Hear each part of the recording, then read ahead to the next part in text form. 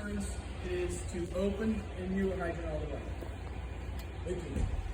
Pretty close. I like that guess. 17 and a half. Okay, so it's 17 with a half turn backed off.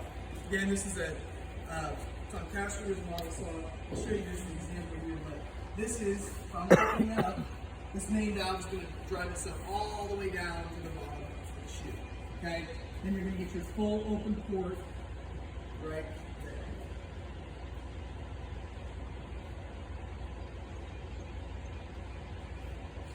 So you can see it's showing itself all the way down. So 17 and a half turns. Obviously this one's got no oil in it, so it's going to be fun to turn, but you get the idea. So you've got your port right here, okay? As this hydrant opens and closes, it opens and closes the weed holes down below. So again, the reason I mentioned this early on is maybe some of you have already had some things where you said, hey, you know, hydrants, I'm closing it all the way, that water should be draining out those leak holes and you should have an empty dry barrel hydrant. Now, many instances you might have found that that's not the case. Well, I'll explain what we're going to do to fix that problem, but it's important to note that when you are operating it, when you open the hydrant all the way, when you close it all the way, you should see those results. It's open all the way, there should be no water leaking out down below, right? Every bit of water should be coming up out of your hydrant. If it's closed all the way, you should see water disperse down outside of the hydrant for about 15 minutes, let's say at max. Good drink. Okay? So the point of that is, again, those are two things to know. It's pretty, you know, I'll say certainties, right? You should see, hey, my hydrant's up on the way, I should see no water down here. My hydrant's closed, I should see water down here, draining out of the dirt. Cool. Just quick notes to make when you first operate the hydrant. So now we go down. We got the hold down nut here. This is actually what's keeping making the operating nut operational. Okay, so if I were to take this hold down nut off, you can see here, it no longer pressurizes this operating nut. So I could spin this, if I take this hold down nut off, I could spin this operating nut as much as I wanted up and down. It's just going to unthread from the stem. Okay, it's no longer going to operate. So remember that. If your hold down nut is not there, you're not going to have this hydrant pressurized to open and close.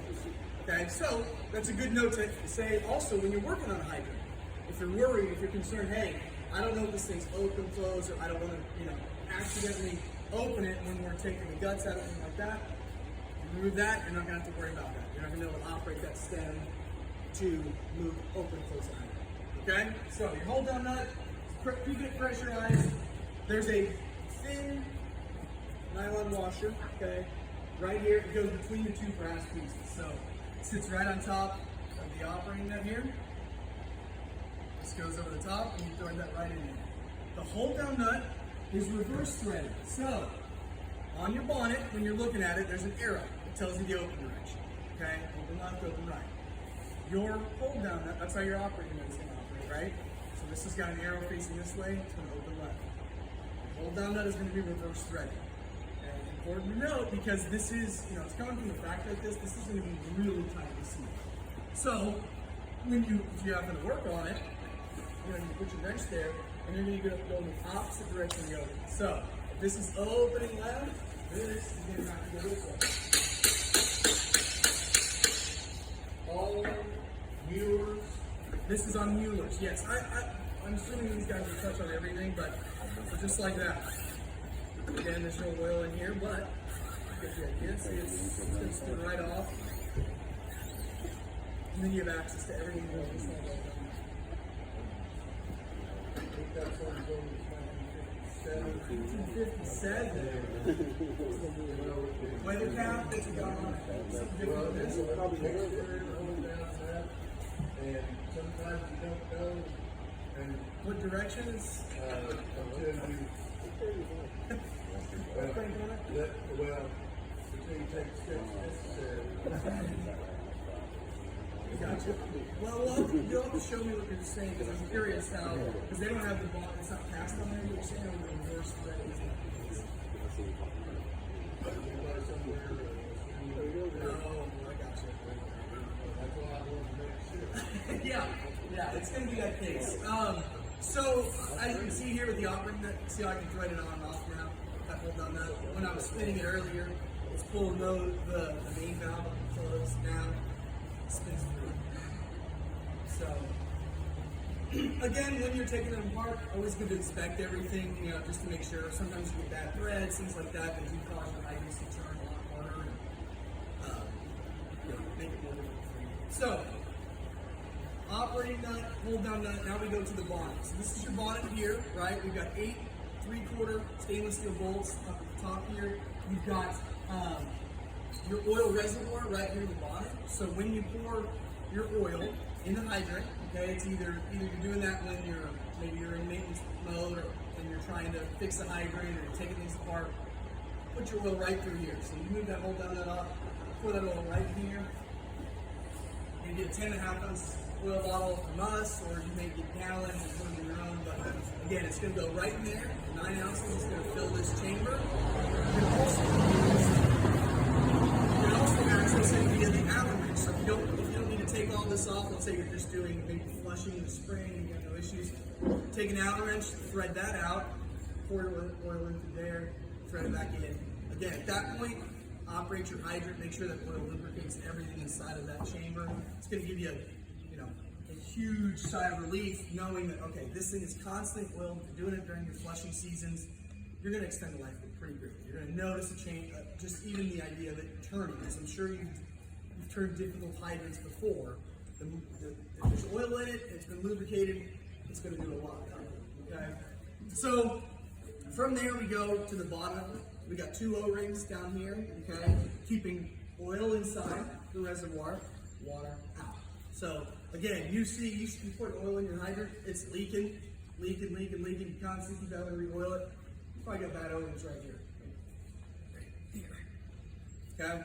So, same deal. You've got water flushing in here, you've had cracked bonnets, anything like that, it means you've got a seal break, again, right there. There's 2 of them there, so they're very easy to replace, but it's just one of those things, you're only going to catch it if you're paying attention to, hey, my hydrant's not, it's not keeping oil. Or, hey, I've got water splashing up into my bonnet. Shouldn't have either of those cases. Oil shouldn't be running down, water shouldn't be coming up. Any of those happen, you know you've got some bad O-rings in there. Now you've got your upper stem, okay? So this is going to be a consistent piece, throughout hydrants. Open left, open right is going to change, but this is always going to be the same length in your super centurions, okay?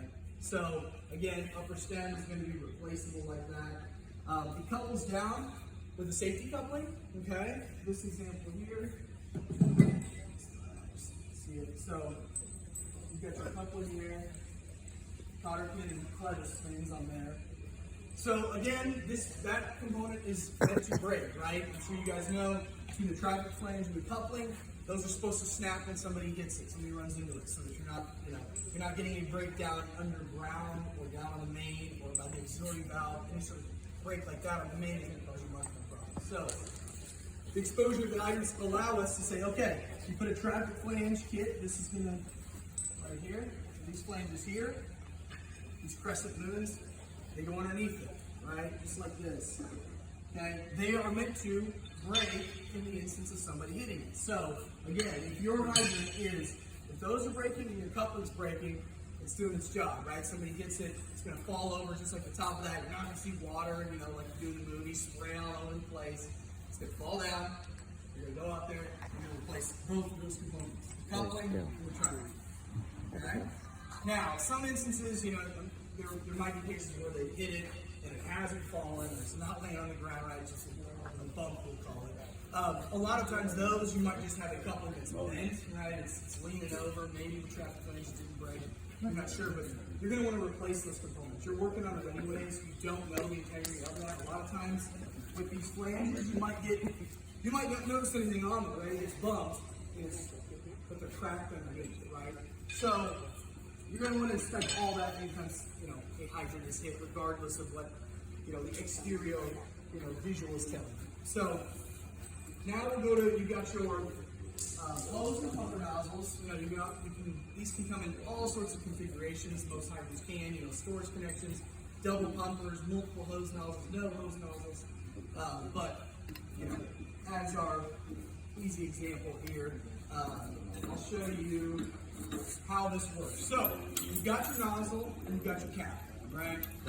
The nozzle is field replaceable. So for instance, if there was ever an instance, say you did receive a hydrant that didn't have the stores and needed one, and you were trying to swap it out for yourself.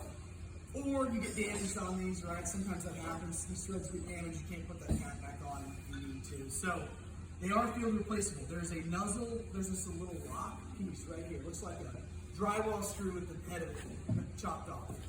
It's threaded in here between them. Okay, you may have to come up and see it. So right there, that little screw, that little drywall screw. You're going to take just a flathead screwdriver or a chisel. A little chisel, knock that out, and then this is reverse thread. So these hose nozzles, just like your whole down nut, reverse thread. Obviously, for the reason being is when we're actually threading on, or someone else is threading on. If, for instance, that was missing, you'd have some trouble, right? And sometimes they are, in the sense of if it's ever been replaced, or if it's been damaged, maybe that piece is gone. That's why that's the case. So reverse thread there. So we'll go down, we talked about the coupling, the flanges. Questions so far on everything above ground? Anything that you guys, you're looking at right now and you say, hey, actually, again, on the back, you've got everything you need stamped from us, from the plant side of things. We also include, so you got a berry tag over here as well. You'll get a thing like this, not necessary, but a lot of times we put QR codes on, you can scan that, that's going to give you all your information on that specific item. So when it was in manufacturing, what are all its components, you can get your part numbers exactly from there. So if you don't want to reference something like that or our manual, you can go right to the QR code. Okay. Nozzle replacement. Yeah. After you knock out that gizmo that you talked about. Yep. And you got to thread that out. So there's there is a wrench, yes. There's a wrench that goes right over the top of that, right? Just like this. That allows you to thread that on. Let you thread the new one in. Now, if this is a damaged one and you're getting rid of it, you're strapping it or whatever, do what you need. You pipe or something like that, you get rid of it. But if you're needing to salvage it, use the wrench. There is a nozzle wrench you can get. It just depends. Sometimes most of those nozzles are 2.5. But again, you can see some variance in them, so you want to make sure that you've got the right nozzle tool for that. So we use the flush hydrants, this is smaller trees, and they have a screw in the top of them. You need to put oil in that. On a newer machine, screw on the top of your post hydrant? Yeah. You say a 3 inch, 2 and 2.5. Yeah, 2 and 1 inch. Okay. So through there should be an Allen. Is there not a? No, so How little? small one.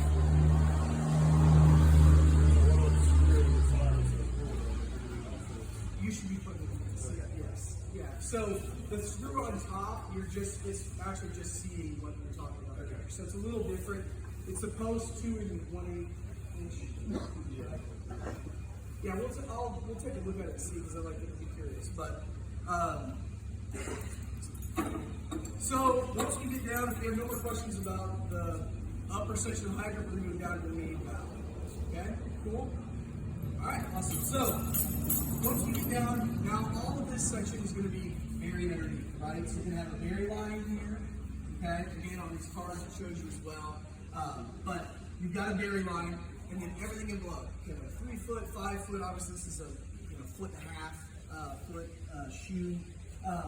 But the important components that you ever can replace, once it's buried in the ground, is your main valve. These components here, the inside guts of the hydrant. Okay. So when we're looking at that, we've got ourselves a drain ring. We've got an upper valve plate. We've got a lower valve plate, a lower nut, and the last component, and I'll pass this around so you can kind of see how it breaks down like that, is your main valve. That is that rubber piece down there, encapsulated. It's a ductile piece encapsulated with rubber. That's your seal point, right? So as this hydrant operates, it's going to seal up against that drain, okay? On a good brand new hydrant, one that's not damaged, it's going to squeeze up right against that, right? Close, seal up, you're not going to see any water, right? Now, the reason I say all this is because the main valve is most commonly the component that you're replacing, right? It's the one it's that rubber, rocks, tuberculation, anything else that's getting in that line is coming out of the fire hydrant, right? This is your exit point. So it's got to, whatever's coming through is got to force itself through this, up through the hydrant, and out, right? So this rubber piece here is kind of it's your last defense, right, with your seal. So the problem occurs where components like that will beat up on that, damage it, rocks will get embedded in there, it'll get scraped, cut, whatever. Well, the next time you go to seal it, it's not going to seal properly, right? So then you crank on it a little harder. You go from 17 and a half turns to 18, 18 and a half, 19. But what you're doing is you're thinking you're shrinking that, you're sealing up, right? That rubber piece. It should smash in there, right? Like your toilet home, and plunge it up and seal it. The problem is, as I said, that's encapsulating the ductile. So there's only a little piece, there's only a little bit of rubber on here, right? It's encapsulating, covering it up.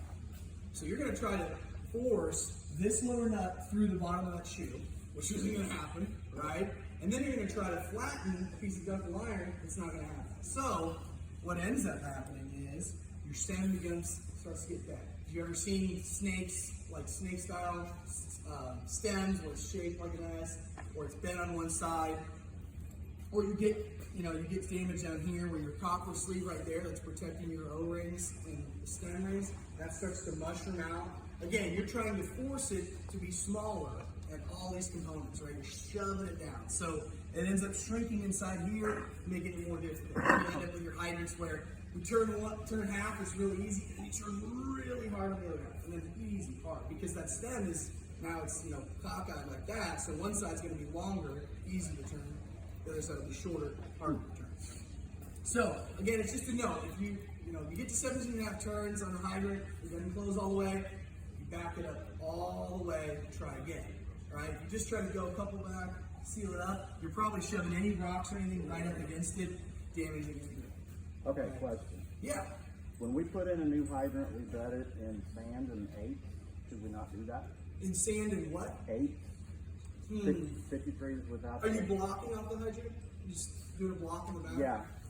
Yeah. Then, I mean, there's going to say. Anytime we run a line, we bed it in sand, and then when we put the hydrant on, we bed bottom of it in sand, and then we put 8 on top of that. Yeah, so we'll have to look and see, but when I'm looking at it, generally speaking, I'm seeing gravel down there, I'm seeing blocking for the hydrant. Sand, I'd have to actually confirm that, but have you had any issues with it? No, not so far, but that last water line we ran, we put in 6 of those hydrants, three hydrants, maybe we put in 10 of those hydrants, but that was just 3 years ago. So and you're having issues with it? No, we haven't. We put them in for an industrial park that's not there yet. Yeah. So, yeah. No. But you were talking about stuff getting back up through there, and I thought, well, maybe. Yeah. So the weed pulls, and that's part of the reason why I would say, hey, when you're talking about sand, that's what has the problems, because you got those weed pulls. So you're going to get backflow back into there, right? Obviously, it's forcing out water at a high pressure when you're wind straining, so you're okay there. And when you're operating the hydrant too, if you've ever seen this, if you've had access to maybe an exposed hydrant, as you're operating this, right, when you get to like halfway through the turns, you're going to see both things, right? You're going to see water jetting out of the weed poles, and you're going to see water coming up into the hydrant, right? Because it's kind of in limbo position right there. This is slid up, only sealed the weed poles slightly, not completely blocked them off, so you're going to get massive blowouts. That's where we see sometimes people will call and say, hey, maybe it's a new hydrant, and they're like, we did everything right, we said everything right, but we're getting so much water down there, it's making everything soft, right? So in that instance, I would say, hey, yeah, you should probably be double checking all that and making sure that you're following whatever code the city is going to set you. But also, you got to think about it. Yeah, it's going to get back in there. So, pea gravel is a pretty common thing. Anything that's small enough, when you come up here, you can see the leaf holes. Literally, they're, not bigger than a pencil, okay? But, there are some things that can get back up in there. And, if those get sealed, again, with dirt and stuff, if those get sealed up in there, you're going to see a problem. You're not going to get that hydrant to drain out. So, again, there are strategies for that. You can open it halfway, flush it out, let it spray out like that, and then open it and close it completely, right? Blow it out, and then seal it up. So, other components down here, just to mention. So, you take the internal guts of the hydrant out. You either use a small seat wrench or a large seat wrench. So this one would slide right up, just up here on these notches here. Operate that way. You spin it out. If, and as I say if, most times it's an older hydrant like that, you're having to get a seat wrench all the way down to the bottom of the hydrant, okay? Because it needs to rest on these drain rings to thread that out. You got a lot more torque from down below than you do just up here. Especially, this is a short hydrant, so I could probably do that on that one, but when you got 5 feet, you got a lot of length that you're having to operate from up there. I'm sure you guys have tried with cheater bar, taking a little thing and cheater bars, it's very difficult. So I always recommend on those, any older hydrants, large seat wrench, unbolt your bolts here on your bonnet, drop it down there, then it'll operate from down below, unthread it a little easier, and then you've got your whole guts of your hydrant. So you lay it out on the truck, just as we saw here, so you have your pieces here. You just double check, make sure O-rings, make sure threads are good, you can take your oil, lubricate it if needed. And then you'll set it all back up on the hydrant, back in the hydrant, drop it down, you'll thread it, you can use that small seat wrench, thread it in the hydrant, just like that from the top. Once it's set up, then you can reset your bonnet, you hold down that operating, test it that way. If you have any issues, let's say you've replaced your main valve, right? So you swap that out, you put it all back together. If you're still having issues, again, I always say you kind of reset. You just back it up all the way, back it off, try it again. Go all the way, that 17.5 turns open and close, always. So you know, hey, I've tested it the proper way. Because I hear a lot of, sometimes you run into things where it's only turned 13 times. Make note of that because it shouldn't be, right? 13 times, so obviously something's obstructing it, or you've got some sort of issue down there that's not allowing you to operate from. Questions down below. So main valve, you guys, yeah. The main valve, is that normal thread? The drain ring down there, yes. So this when you drop that seat wrench in there, and you start unthreading it. Counterclockwise? Yes, correct. What else we got? Anything else, guys? Other questions? Concerns? Maybe other things you've run into? Anybody had to work on a new fire hydrant? We've got some, the exact here is square now.